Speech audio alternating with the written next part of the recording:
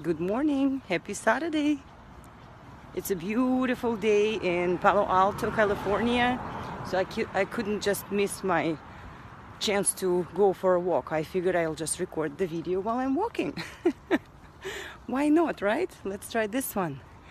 What I wanted to share with you is my understanding about childhood core wounds, the inner work, and meeting your inner child. Kind of when I am rewatching my videos, I noticed maybe I'm not making much clear sense, like a little pieces here and there I mentioned, but I don't think it's pretty clear how I met my inner child, how I figure out my childhood core wounds, and how I then did the inner work. So I would like to share this with you so you have a little bit better understanding of how it was for me.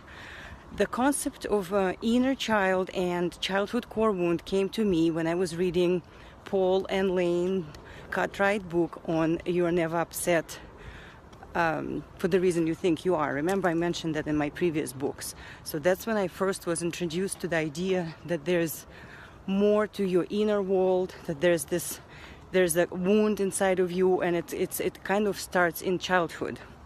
So that's when I started exploring this subject and learning more. Each time I was introduced with another lesson or something was revealed to me about myself, and then I just started exploring. So let me explain to you how I understand all of this. So when we're born, we're little kids, right? Little babies, and the children, they have basic needs. And I made like a little cheat sheet on my hand, so I'm just gonna read it to you. So when the little baby is born, what do they need? What are their needs? They need to be safe. They need to be nurtured. They need to be loved. They need to be accepted. They need to be praised for the things that they're doing good. They need to be guided by the parents. They need to be protected. They need to feel safe, right? They need to be given attention. And their feelings need to be validated. So these are basic needs. It makes sense, right? When the little helpless baby is born, the parents are providing all these needs of care. So these are the needs.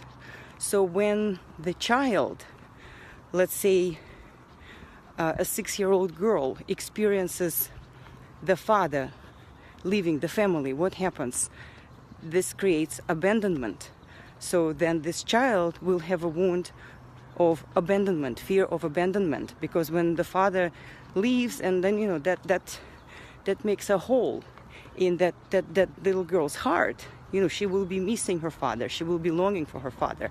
So this is how these childhood core wounds are created. So I will share with you how I unearthed mine. Remember, I keep saying, in the beginning of my videos, I said my childhood was happy and I didn't experience any trauma, or so I thought, which is true. I had a pretty happy childhood, but when I started doing my inner work, I realized I had a lot of those little core wounds that were driving my life experience because I was not aware of them. So for me, this is what it was. I grew up and was raised by my mom. I was never told the truth about my father. So I was just given the story that, he's working abroad, and then for me, I was just always waiting for him. I assumed that, he's working, but he will come, right? So there's that waiting, longing. This is the beginning of the wound of abandonment. I felt on a subconscious level abandoned. Where is my father? He's nowhere to be found, right? I am told that he's coming, he's working, but he's not there. This is the beginning of the fear of abandonment. That's the childhood core wound. Another wound was, I'm not worthy of love. How did this get formed? Well, I'm told that, my father is working abroad, and, supposedly he will come sometime here and there. But then I kind of, like, inside of me, I have that inner dialogue. How come he's not coming? I'm not good enough? I'm not worthy of love of my father? I'm not good enough? I'm not worthy of the love of my father? That's another core wound. It's getting formed right there. And it's each year. It just gets reinforced. Then I give you another example. As we're growing up, The key figures, our parents, the teachers, the people surround us, society. What are they feeding us? What kind of belief system are they feeding us? For example, I'm doing something